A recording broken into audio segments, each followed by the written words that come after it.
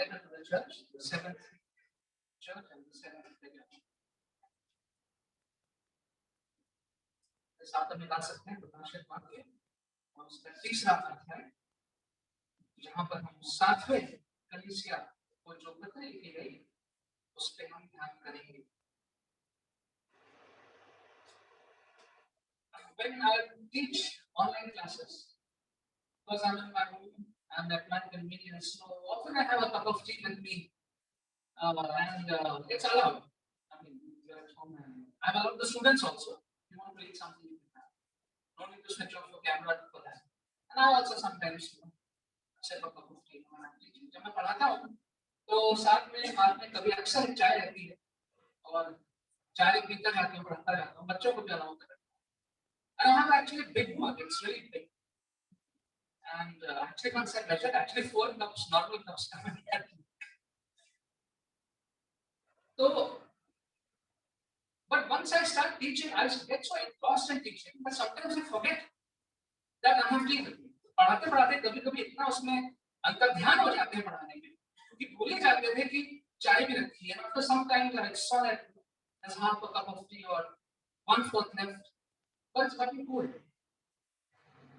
तो पढ़ाते पढ़ाते जब ध्यान आया एकदम से कि अरे चाय भी रखी है मेरी और देखा उसमें आधा कप बची है या एक चौथाई बची है, लेकिन अब वो ठंडी हो गई. And often I leave it. कभी-कभी उसको छोड़ देते हैं. Then I myself will quietly throw it so that nobody sees that I wasted it or was not there now. कभी-कभी उसको फेंक देते हैं. But sometimes I feel guilty and I drink that cold tea. It has no taste. It's just milk and water, but not just to. For the sake of guilt, I just drink it. But it's of no taste. कभी-कभी वो ठंडी चाय P भी लाते हैं, लेकिन कुछ स्वाद नहीं होता है उसमें. ऐसे पी जाते. Likewise, you know, if you are a Coke or a Cola lover, you would really like a Coke, chill. अगर आपको कोला पसंद है तो आप उसको ठंडा पीजिए और खरीदने से पहले देखेंगे कि बोतल ठंडी है. If it's not cold, little cold also you put, or you put ice. Otherwise, it's of no use. This was the spiritual condition of the church at Laodicea. ये जो स्थिति थी, आत्मिक दशा थी, तो लाओदिसिया की कलीसिया की यही दशा. जैसे कि चाय जब ठंडी हो जाती या कोल्ड ड्रिंक अगर है वो अगर गर्म हो जाए, गुनगुनी हो जाए, तो वो कोई स्वाद नहीं है उसमें. आप फेंक ही देंगे उसमें, पिएंगे. This was the condition of the church at Laodicea, the spiritual condition. Now, this was the one church to where the risen Christ really had nothing good to say about it. Absolutely nothing. इनके बारे में प्रभु यीशु मसीह के पास कहने के लिए कोई भी अच्छे शब्द, प्रशंसा के शब्द नहीं थे. This was the wealthiest of the 7 cities. जितने भी शहरों का जिक्र हुआ है, 7 कलीसियां, 7 शहर, सबसे ज्यादा धनी यही लोग थे. जाहिर सी बात है कलीसिया के लोग भी धनी थे क्योंकि वो शहर में थे. And in spite of that, the Lord has nothing good to say about this church. So let's find out what happened, why the city was so rich and prosperous in the first place. पहले हम ये देखें कि ये जो शहर था, कलीसिया थी, ये इतनी धनी क्यों थी? First of all, because of their wealth. जो उनके पास धन था वो काफी था. Laodicea was a trade center and also a banking center. यहाँ पे व्यवसाय होता था, यहाँ पे बैंक वाला सारा काम होता था. There were key roads over there. जो मुख्य मार्ग थे वो शहर से गुजरते थे. And the city was incredibly affluent. और ये जो शहर था खूब बढ़िया, इनका मान सम्मान था, धन दौलत थी इन लोग के पास था.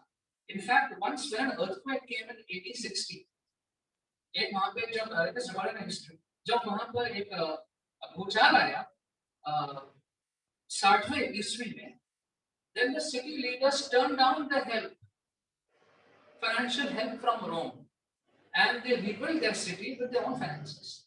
Rome ने उनको मदद देनी चाहिए, उन्होंने मना कर दिया, कहा कि नहीं, हम अपने आप को बना लेंगे, इतना धन उनके पास. So they were wealthy.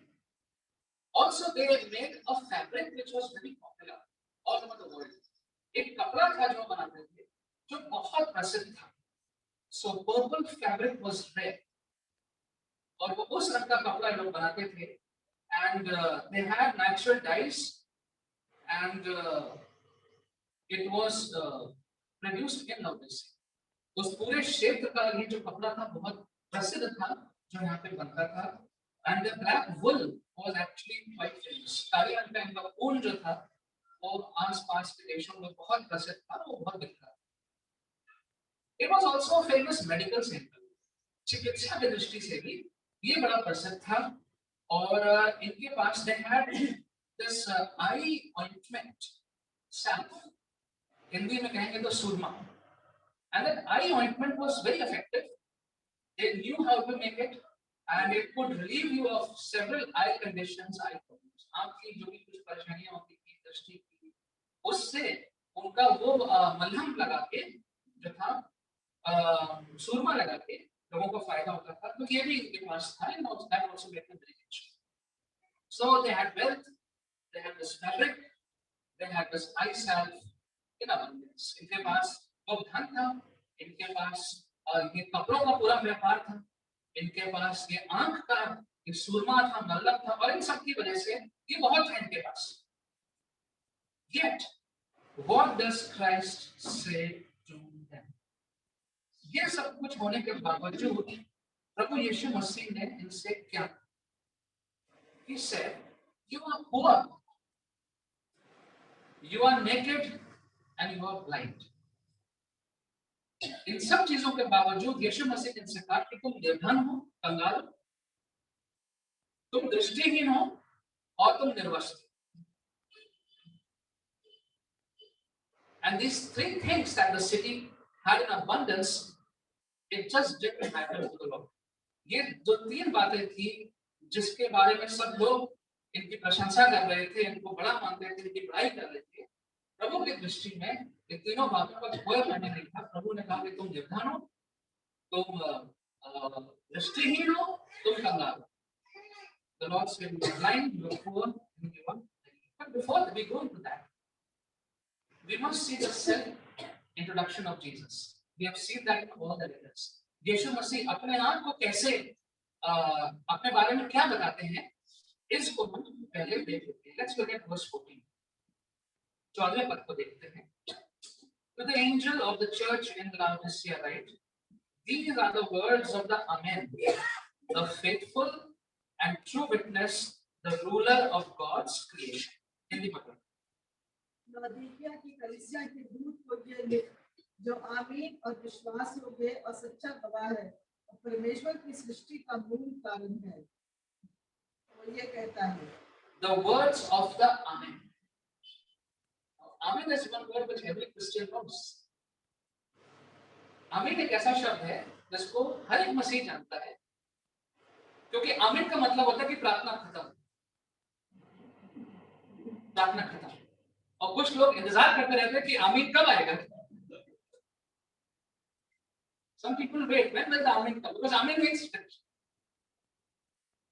But you know, Amen is put at the end of the statement in order to guarantee its truth. Amen को जब हम किसी वाक्य के अंत में लगाते हैं, कथन के अंत में लगाते हैं, तो उसका मतलब ये होता है कि ये गारंटी है, ये जो भी कहा गया है जो है कि सच है, ये हो. May it be so. ये ऐसा हो. Therefore, God's words can be utterly relied upon. प्रभु यीशु मसीह परमेश्वर के जो शब्द हैं उन पे पूर्ण रूप से भरोसा किया जा सकता है, because he is the one who has the words of Amen. आमीन का मतलब है कि ये होके ही रहेगा, अवश्य पूरा होगा. तो ये उसके शब्द हैं जिसने कहा है कि अवश्य पूरा होगा. And therefore his words can be utterly relied upon. पूर्ण रीति से आंख बंद करके आप उसकी बात पर विश्वास, सच्चाई को मान सकते. He is faithful. He does not turn us back on us. वो विश्वासी हो गया है और कभी हमें पीठ दिखा के जाता नहीं. And he is the ruler, which means he is in power, the ruler of God's creation.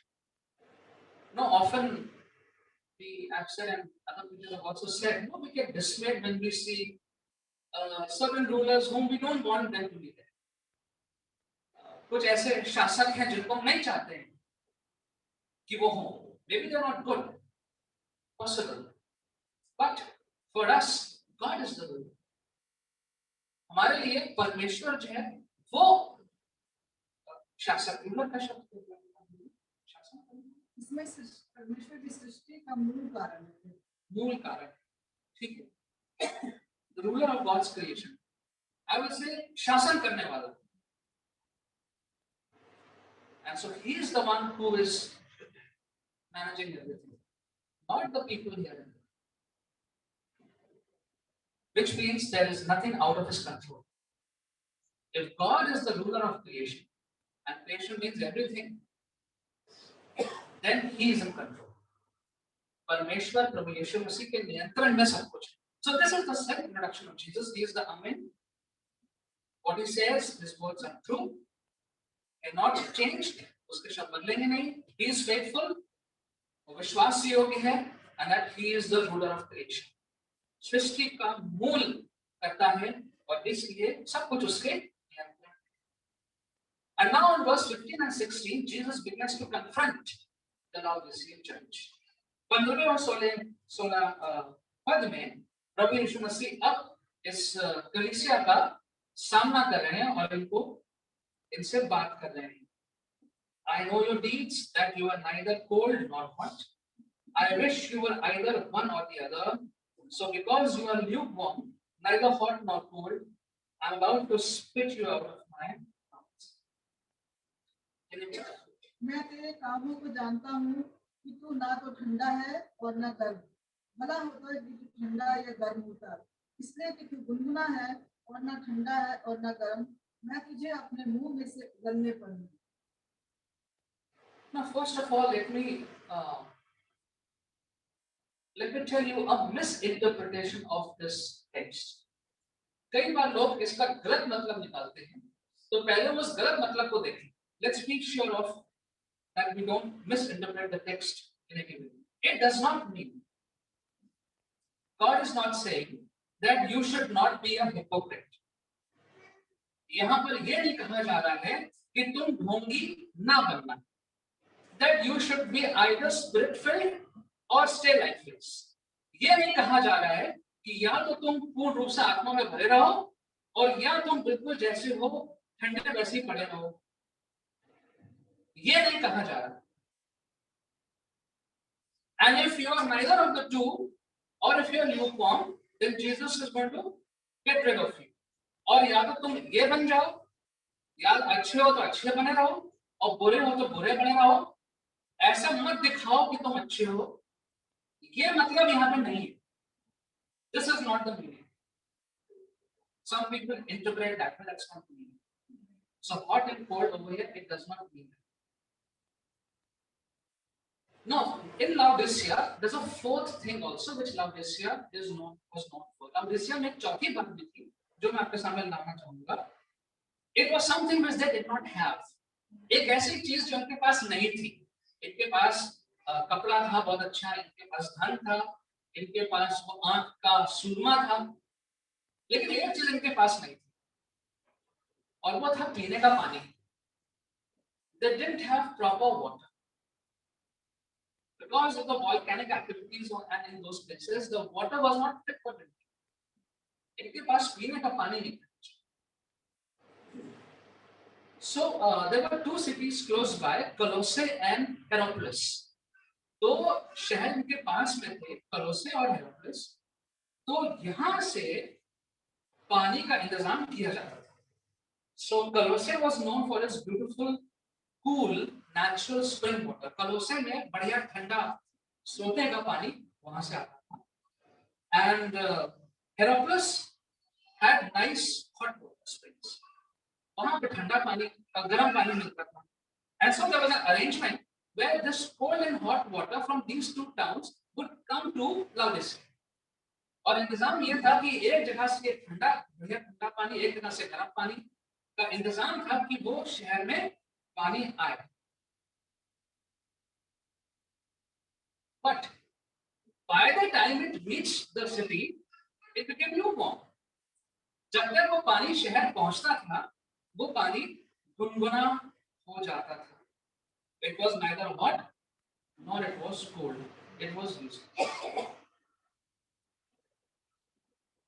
And Jesus says to them, you either be useful like hot water, that is refreshing and even has medicinal properties. या तो तुम गर्म पानी की तरह बनो, जो कि जिसके द्वारा चिकित्सा भी हो सकती है, जिसमें बहुत सी खूबियां हैं. गर्म पानी की बहुत सी खूबियां हैं, या तुम वैसे बन जाओ, और या तुम ठंडे बन जाओ. ठंडे पानी की भी बहुत सी खूबियां हैं. Cold water is refreshing. Cold water rejuvenates the body. So in that sense, Jesus said, either you become hot and have the properties of hot water, or you become cold and have the properties of cold water. जो ठंडे पानी से जो ताजगी मिलती है, तो वो बनो. But lukewarm water is of no use. लेकिन ये जो पानी जो गर्म से अब ठंडा हो रहा है, और जो ठंडा है वो भी अब ठंडा नहीं रहा, ये अब किसी काम का नहीं. So Jesus is actually giving them an example which they understand. And Jesus always does that. He always speaks to people in context, something which they can understand. ये बात प्रभु यीशु मसीह ने इनको अपने संदर्भ में सिखाना चाहिए, और हमेशा प्रभु यीशु मसीह संदर्भ में ही बात करते हैं, ताकि लोग जल्दी समझ में. So now, of course, that is only an example, but what was the spiritual condition of the people as a rest? ये तो उदाहरण था, लेकिन उनकी आत्मिक दशा यहाँ पे लोगों की वास्तव में थी कैसे? The people of this church had become indifferent towards their faith. जो यहाँ के लोग थे, वो उदासीन बन गए अपने विश्वास को लेकर के. You know, you are just sitting, stagnating, providing no value to the people around you or to the kingdom of God. आप बैठे हुए आराम से, रुके में ठहरा हुआ पानी, स्टैग्नेटिंग वाटर, आप ठहर गए जगह पे, सड़ रहे हैं, और कोई भी मूल्य आप में से निकल के नहीं आ रहा है आपके आसपास के लोग, ना कलीसिया, ना परमेश्वर के राज्य में. This was the condition of the people. So they were just so complacent with everything. They were so happy with whatever they had that they had no desire for the kingdom of God. परमेश्वर के राज्य में क्या आवश्यकता है, क्या करना चाहिए, इस बात का इन्हें कोई आइडिया नहीं था. ये बात इनके मन में से सब चली गई. So the Lord is telling them, you are not taking a stand for anything. किसी की बात के लिए आप मजबूती से नहीं. And so by neglecting to do anything for Christ, the church had become hard-hearted, self-satisfied, and was destroying itself. और क्योंकि वो प्रभु के लिए कुछ भी नहीं कर रहे थे, इसलिए वो जो कलीसिया थी, वो कठोर हृदय की हो गई थी, और अपने आप से बहुत संतुष्ट थी, अपने आप से, अपने कामों से, अपनी उपलब्धियों से बहुत संतुष्ट थी, self-satisfied. And it was actually destroying itself. और ऐसा करने में वो धीरे-धीरे अपने आप को नाश कर रही थी. And Jesus speaks to this church in their own context and makes them aware of the real life circumstances. यीशु मसीह इनसे और बात करते हैं, और इस प्रकार से बात करते हैं कि इनकी जो भी परिस्थितियां हैं, उन्हीं से इन्हें कुछ जागरूकता मिलेगी, उन्हीं बातों से ये लोग कुछ, ये कलीसिया कुछ सीखने का. Let's look at verse 17. You say, I am rich, I have acquired wealth and do not need anything, but you do not realize that you are wretched, pitiful, poor, blind and naked. तू कहता है कि मैं धनी हूँ और धनवान हो गया हूँ, और मुझे किसी वस्तु की घटी नहीं, और ये नहीं जानता कि तू अभागा और तुच्छ और कंगाल और अंधा और नंगा है. You know, sometimes Christians start believing that numerous material blessings are a sign of God's spiritual blessings. अक्सर मसीह लोग जो है वो इस बात पे विश्वास करने लगते हैं कि जितने भी भौतिक चीजें हमारे पास हैं, ये इस बात का सबूत है, चिन्ह है कि परमेश्वर ने हमें बहुत आशीष, जो कि सच नहीं। तो मेरे पास अपना मकान है और गाड़ी है, बैंक में बैलेंस है और सब आवश्यक वस्तुएं मेरे पास हैं, कोई बात की कमी नहीं है। हाँ, प्रभु ने बहुत आशीष। So someone may have a lot of wealth and you may be earning well. हो सकता है आपके पास बहुत धन है और आपकी कमाई बहुत अच्छी है. You may have all the required possessions to live comfortably. और एक आराम का जीवन बिताने के लिए आपके पास सारी सुविधाएं हैं. But if you don't have a vital relationship with the Lord Jesus Christ, then you have nothing. That is what the Lord is saying. लेकिन अगर प्रभु के साथ एक वो विशेष संबंध नहीं है, तब फिर आपके पास कुछ नहीं. This is what the Lord is saying. Now the Laodiceans were proud of the fabric. जो लाउडिसिया के लोग थे उनको अपने इस कपड़े का बहुत एक घमंड होगा. It was a luxury for them. एक विलासिता की वस्तु थी. विलासिता सही बोल रहा है? लग्जरी. विलासिता की वस्तु थी.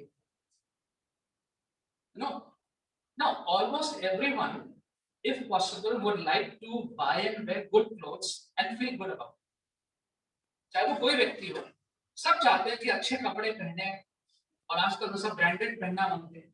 ब्रांडेड कपड़े, अच्छे कपड़े पहने तो उसमें क्या होगा, अच्छे दिखेंगे, अच्छा महसूस होगा. This morning I wanted to put on a coat actually to demonstrate that, but I was feeling too much. मैं कोट पहनना चाह रहा था, कोट पहन के मैं इस चीज को दिखाऊं एग्जाम्पल के लिए, लेकिन वो बहुत गर्म लगा, मैंने उसको but you know, in the Bible also, clothes were a symbol of honor. अब वचन में देखेंगे तो कपड़ों से भी किसी की इज्जत को आप जान सकते थे. Pharaoh honored Joseph by giving him fine linen. बहुत अच्छा कपड़ा फिरौन ने जोसेफ को, यूसुफ को दिया था उसका आदर करने के लिए. At the same time, being stripped of clothes was shameful. अगर आपको निर्वस्त्र कर दिया जाए तो वो फिर शर्म का, लज्जा का कारण माना जाता है. Ezekiel told Israel that her enemies will strip her of the clothes. Ezekiel ने लोगों को चेतावनी दी थी इजराइलियों को कि तुम्हारे दुश्मन जो है वो तुम्हें निर्वस्त्र कर देंगे. So it's possible to be clothed in best robes but still be spiritually naked. ऊपर से आप बहुत अच्छे महंगे वस्त्रों से आप लबालब हैं, लेकिन आत्मिक दशा में आप निर्वस्त्र. ये मुमकिन. That is what the Lord is telling. And the risen Christ urges this church to buy white clothes from him. This is all written over there. I'm just paraphrasing. यीशु मसीह उनसे कह रहे हैं कि मुझसे तुम आके कपड़ा खरीदो. So white clothes represent God's righteousness. सफेद कपड़े जो हैं वो परमेश्वर की धार्मिकता को दर्शाते हैं. The Lord is saying, you are so proud of your clothes, and He says you are actually naked. कि तुम्हें इतना घमंड है अपने इन कपड़ों का, बहुत अच्छा होगा, लेकिन तुम मेरे सामने निर्वस्त्र. मुझसे आके कपड़ा खरीदो सफेद रंग, which means buy, come and get your righteousness from me. मुझसे आके तुम श्वेत वस्त्र खरीदो. Therefore we need God's righteousness to remove our spiritual bankruptcy. आत्मिक रूप से जो हम कंगाल हैं, हमें परमेश्वर की धार्मिकता चाहिए उसको ढांपने के लिए, हटाने के लिए. Secondly, Laodicea was very proud of this eye salve. इनको इस आंख का जो मल्लम था या जो सुरमा था, इसका भी बड़ा घमंड था.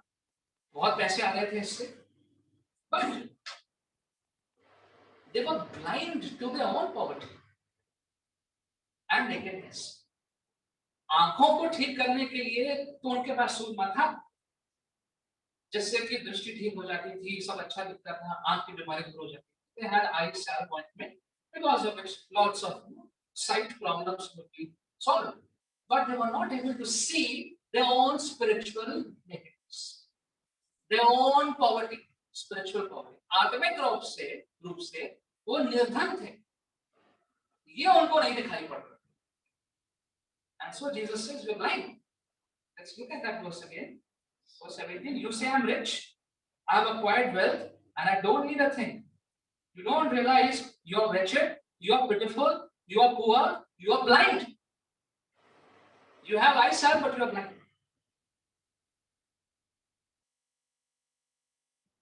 What did Jesus say in John 9:39? Can someone read that, please?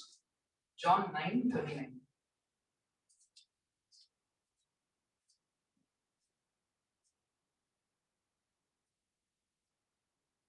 Jesus said, "For judgment I have come into this world, so that the blind will see and those who see will come." तब यीशु ने कहा, मैं इस जगत में न्याय के लिए आया हूँ, ताकि जो नहीं देखते वे देखें और जो देखते हैं वे अंधे हो जाएं. I have come so that the blind may see. I have come so that the blind may see. जो अंधे हैं उनको दिखना शुरू हो जाए. He's not talking about physical healing. That also he did. यहाँ पर वो वास्तविक चंगाई की बात नहीं कर रहे. Talking about spiritual blindness. जिनकी आत्मा अंधी है, उसके लिए यीशु कह रहे हैं कि मैं इसलिए आया हूं ताकि जिनको दिखाई नहीं पड़ता उनको दिखना शुरू हो जाए. Now what is spiritual blindness? ये आत्मिक अंधकार क्या है? But the Bible often uses this analogy of being blind to being spiritually lost. वचन में आप देखेंगे तो ये उदाहरण जो है, ये समानता कई बार दिखेगी कि अंधा होना या दृष्टि न होना और आत्मिक रूप से खोए हुए होना, इन दोनों में समानता दिखाई गई है अक्सर.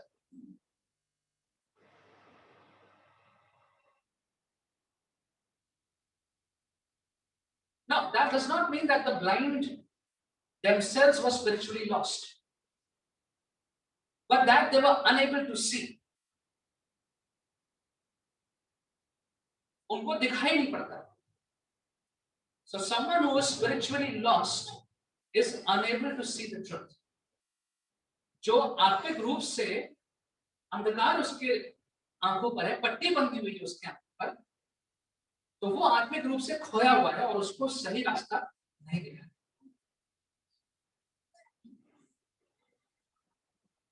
And so the Lord tells them that you do not realize that you are wretched, pitiful, poor, blind, and naked. Verse 18. Also, I counsel you to buy from me gold refined in fire, so that you can become rich, and white clothes to wear, so that you can cover your shameful nakedness, and salve to put on your eye, so that you can see. Everything is in context. हर चीज जो यीशु ने वो कही वो उनके संदर्भ.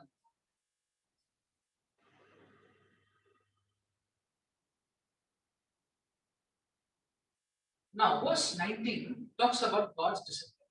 First, the Lord shows them their spiritual condition. First of all, the Lord tells about himself. Then he tells the church what their spiritual condition is. And now the Lord talks about discipline. अब परमेश्वर प्रभु यीशु मसीह यहाँ पर अनुशासन की बात कर रहे हैं. Let's look at verse 19. Those whom I love, I rebuke and discipline. So be earnest and repent. मैं जिन जिन से प्रेम करता हूँ उन सब को उल्हाना और ताड़ना देता हूँ, इसलिए सरगर्म हो और मन फिरा. No one likes discipline. किसी को भी अनुशासन पसंद नहीं. In fact, those of us who are teachers, when the students will come back after a year to school, we have a tough time getting them back into discipline because they're all forgotten discipline. किसी को भी अनुशासन पसंद नहीं, हम लोग को भी नहीं पसंद, चाहे वो छोटे बच्चे हों, चाहे वो बड़े लोग हों, चाहे बुजुर्ग हों, अनुशासन किसी को पसंद नहीं. God is talking about spiritual discipline. आत्मिक रूप से कैसे अनुशासित होना है. So God disciplines a lukewarm church until it turns from its indifference towards it. प्रभु यीशु मसीह ये जो गुनगुना जो किसी काम का कलीसिया नहीं उसको अनुशासित करेंगे ताकि वो इस उदासीनता से मुड़ के वापस प्रभु के पास आए. Now God's discipline is not to punish but to illuminate the hearts of the people so that they can come back. प्रभु का जो अनुशासन है वो सजा देने वाला नहीं है, लेकिन आपके अंदर वो जागृति जगाने वाला अनुशासन, to illuminate the truth. कि जो चीज बुझ गई थी वो फिर से उसमें ज्योति आ गई. So to illuminate the darkened heart and mind, so that the people can come back to Him. It's not to punish. सजा देने के लिए नहीं. Even when parents would discipline a child, it's not just to beat the child. That's not the purpose. But to teach, so that the child will return back from the wrong path and go do what is right. ताकि वो जो बच्चा है वो गलत रास्ते पे है तो उससे वापस आने पाए और जो सही चीजें वो करे. That's the purpose. So God's discipline is not to punish, but to illuminate. ताकि जो अंधकार हमारे अंदर है उसमें रोशनी आने पाए. We may become lukewarm in our devotion. हो सकता है जो हम अपना जो अध्ययन करते हैं, ध्यान करते हैं, शायद उसमें हम गुनगुने हो चुके हैं. We may have gotten an uncaring attitude. शायद हमें अब किसी बात की किसी की चिंता नहीं है. So just like a parent which will not let the child have his own way, would rather discipline. एक माँ बाप की तरह जो अपने बच्चों को जैसा वो चाहते हैं वैसा नहीं करने दें, लेकिन उनको अनुशासित करने की पूरी कोशिश करें. Same way God also does. उसी प्रकार से परमेश्वर भी अनुशासित करते हैं. So I'll read that again, verse 19. Those whom I love, I rebuke and discipline. जिनसे मैं प्रेम करता हूं उन्हीं को अनुशासित करता हूं. So God's love and discipline has to be seen together. Because if he stops loving us, he just leave us. Okay, करो जो करना है वो. Sometimes parents say that to the children, जाओ तुम्हें जो करना है करो. But then again they will go and ask me क्या कर रहे हो, मना किया था. So even if the parent may say that you go and do whatever you want, I don't care, but they will still go and do because of the love.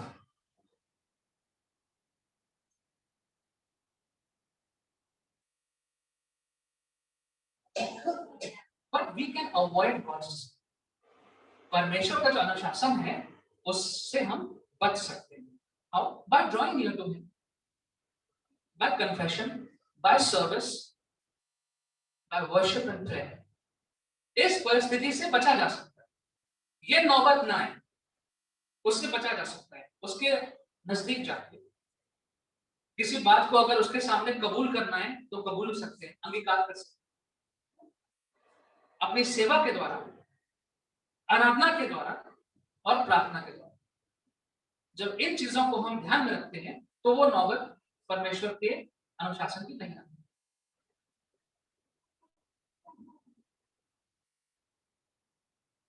As I was preparing this, and this morning actually a thought came to me. It may not be directly linked to this, but we can always make that connection. I'm feeling at this church the people were sort of self-righteous. And that is a disease that every Christian must be very, very careful of. ये एक ऐसी बीमारी है स्वधर्मीपन. इस बीमारी से हर एक मसीह को बहुत बचते हैं. What is self-righteousness? There is nothing wrong with me. I am perfectly all right. Whatever has happened, it's because of the others. It's not because of me. I am perfectly all right. And I have nothing to confess because I have not done anything wrong. मैंने कुछ गलत नहीं किया, मेरे साथ मैंने कुछ गलत नहीं किया, मैं गलत नहीं हूं, मैं बिल्कुल सही हूं. And I am proud of it. मुझे इस बात का घमंड है कि मैं जो हूं बिल्कुल ठीक। No, you have this illusion that I'm perfectly all right. That's not what the Bible says. वचन ये नहीं कहता, but the word of God says for everyone has sinned and fallen short of the glory of God. कि सबने पाप किया है और परमेश्वर का जो अनुग्रह है उससे वंचित है. So everybody has been trying to achieve, but they have failed on their own.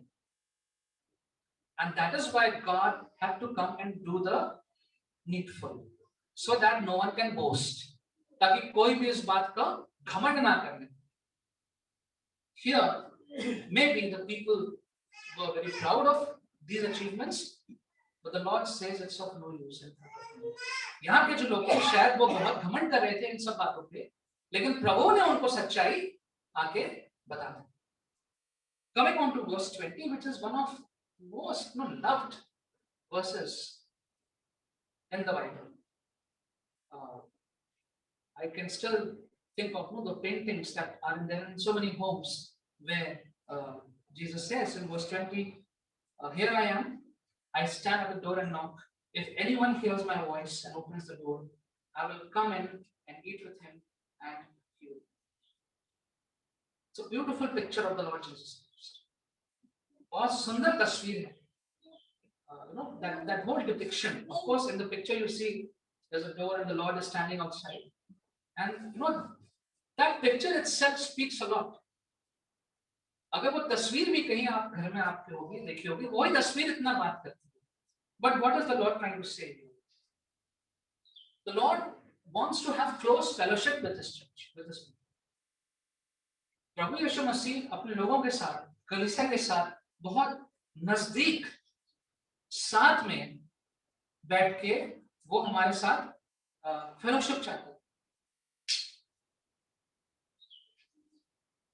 Now, often we get so tied up with life, with things, that we neglect our relation with the Lord Jesus Christ.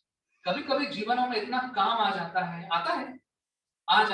इतनी चीजें आ जाती हैं कि प्रभु यीशु के साथ जो संबंध है उसको हम लोग पीछे रह जाते हैं.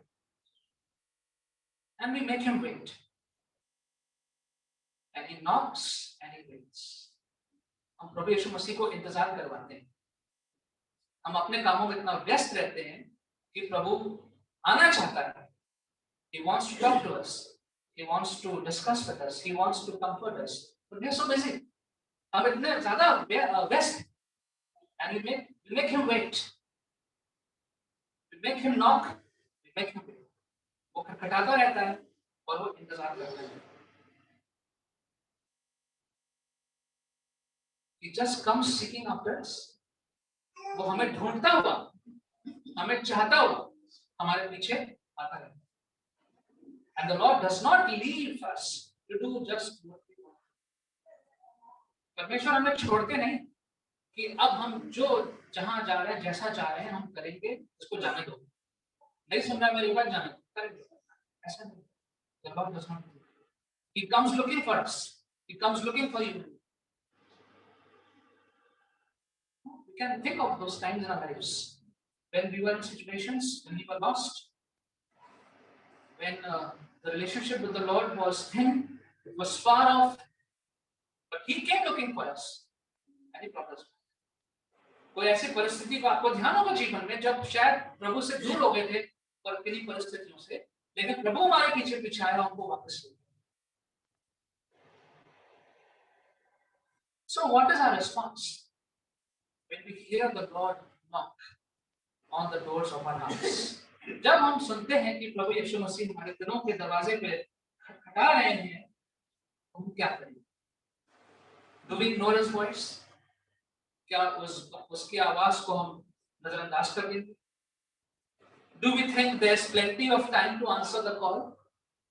क्या हम ये सोचते हैं कि अभी तो बहुत समय है, पहले मैं पूरा अपने सब चीजों को ठीक कर लूं, उसके बाद अभी तो बहुत समय है, तब दरवाजा खोलेंगे, तब बात सुनेंगे? और do we open the door and invite the Lord in our lives. या उस दस्तक को सुन के हम दरवाजा खोलते हैं और प्रभु को अपने जीवन में आमंत्रित करते हैं. So as I close the 7th and the last letter to the church, let's ask the question, what does it take to be the kind of church that God wants us to be?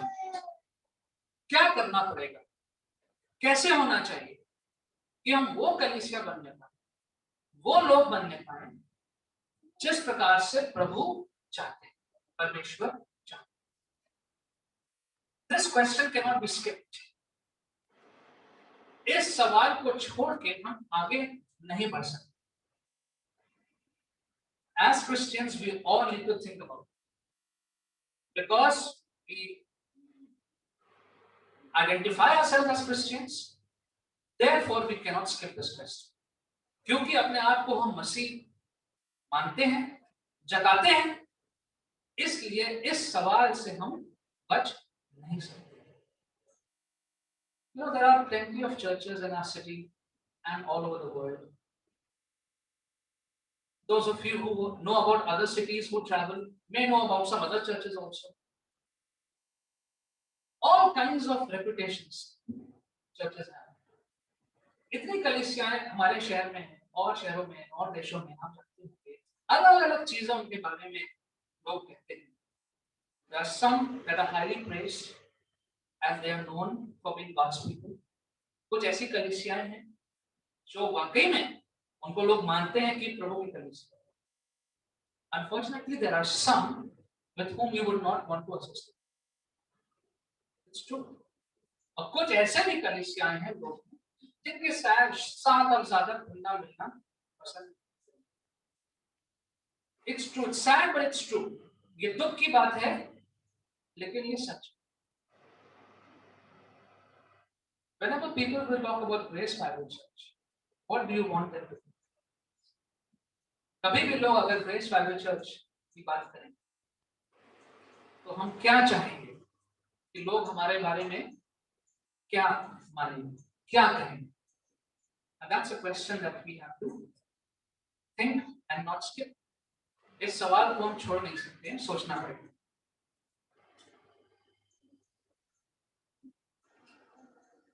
So may the Lord help us to be encouraged and to become the church of Jesus and be his faithful witness to this ailing society around us.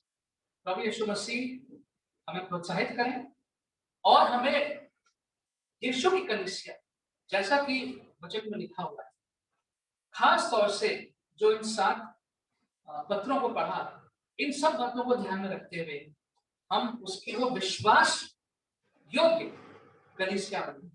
और विशेष रीति से आज के समय में जो हमारी बीमार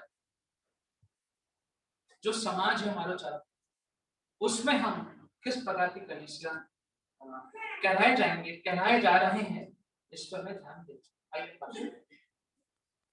Father, we thank you that you have given these letters to us so that we can know who we are and we have an opportunity to